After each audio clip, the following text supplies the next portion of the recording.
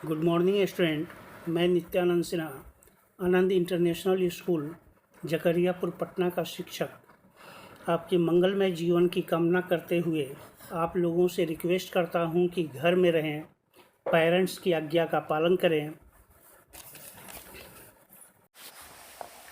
Class 10th physics, first chapter electricity. इसमें कल हम लोगों ने यह स्टडी किया था कि सीरीज कम्बिनेशन और पैरेलल कम्बिनेशन का इक्विवेलेंट रेजिस्टेंस क्या होता है। आज पार्ट 6 में हम लोग स्टडी करेंगे उससे रिलेटेड कुछ एग्जांपल। तो फर्स्ट एग्जांपल है कि a resistance of 6 ohm is connected in series with another resistance of 4 ohms. A potential difference of 20 volts is applied across the combination. Calculate the current through the circuit and potential difference across 6 ohm resistance. यहाँ पर series combination में figure को दिखाया गया है। तो series combination में equivalent resistance find out करते हैं तो R = R1 + R2 होता है। तो दोनों रेजिस्टेंस के ओम्स को हम ऐड किए तो यहाँ 10 ohms आ गया। तो potential difference equal to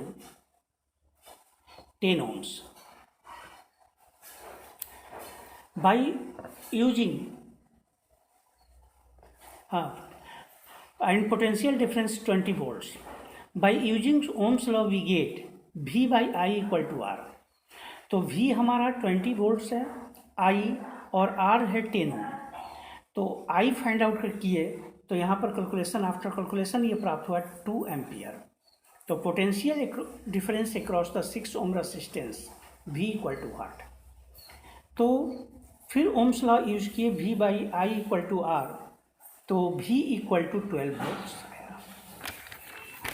second, अगर हम इसको पैरेलल और सीरीज कम्बिनेशन दोनों तरह के कम्बिनेशन को लेते हैं जो फिगर में दिखाया गया है, तो उस केस में हमको 3 रिजल्ट लाना है।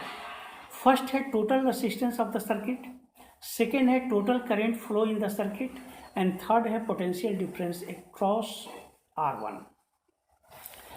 तो पहले पैरेलल का कम्बिनेशन का हम लोग इक्विवेलेंट रेजिस्टेंस फाइंड आउट कर लें। तो पैरेलल का फॉर्मूला होता है 1/R = 1/R2 + 1/R3। यहाँ R2 और R3 रेजिस्टेंस पैरेलल में कंबाइंड है। इसका वैल्यू पुट किए तो इक्विवेलेंट रेजिस्टेंस जो हुआ ये 4.8 ohms आ गया। अब इस इक्विवेलेंट को सीरीज के साथ R1 के साथ कंपेयर करके हम इक्विवेलेंट फाइंड आउट किए तो कैलकुलेशन के बाद 12 ohm टोटल रेजिस्टेंस आ गया। बैटरी से 6 वोल्ट करंट फ्लो होता है, तो उस केस में ओम्स लॉ यूज करने पर V by I = R, तो 6/I = 12 क्रॉस मल्टीप्लाई करके I को हम 0.5 एम्पियर लाए। अब find the potential difference across the 7.2 ohms resistance. तो उस केस में I = हम फाइंड आउट कर लिए 0.5, तो V by I = 7.2 रेजिस्टेंस लिए, तो V हो गया 3.6 volts। अब आगे disadvantage of series circuit for domestic wiring. First disadvantage क्या है कि in series circuit if you one electric appliances stop the working, किसी भी कारण से एक अगर डिवाइस वर्क करना बंद कर देता है तो उसके आगे जितने भी डिवाइस होते हैं सारा का सारा वर्क करना बंद कर देते हैं। सेकेंड डिसएडवांटेज क्या है कि इसमें एक ही स्विच होता है सभी इलेक्ट्रिकल डिवाइस के लिए। हम चाहकर भी दूसरे इलेक्ट्रिकल डिवाइस को बंद नहीं कर सकते हैं। जब चालू होंगे तो सब एक साथ चालू होंगे, बंद होंगे तो सारा एक साथ बंद होगा।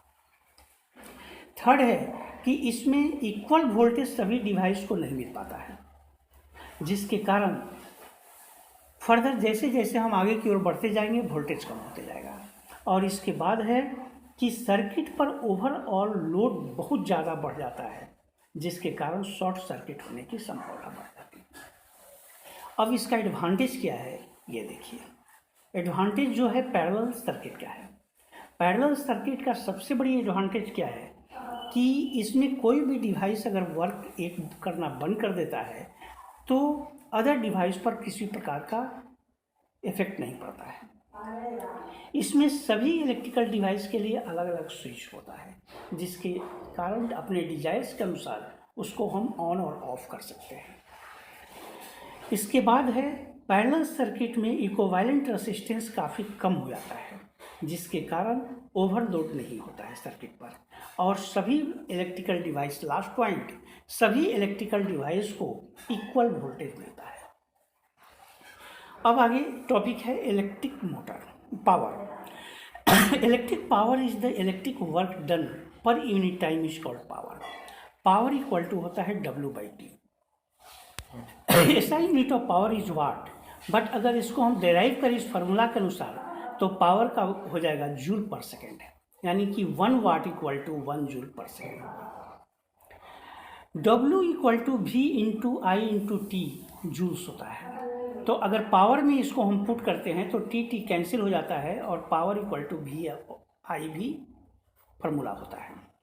ओम्स लॉ के अनुसार हम जानते हैं कि V इक्वल टू IR होता है, तो यहाँ V का वैल्यू अगर पुट कर देते हैं हम तो P equal to I² R होता है, या फिर P इक्वल टू V²/R होता है।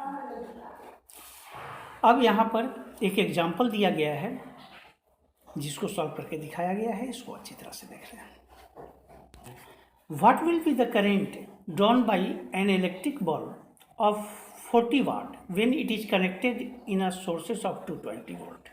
तो power equal to V/I, P हो गया 40, V 220 into I equal to 40/220, इसको कैलकुलेट करके I इक्वल टू 0.8 एम्पियर है।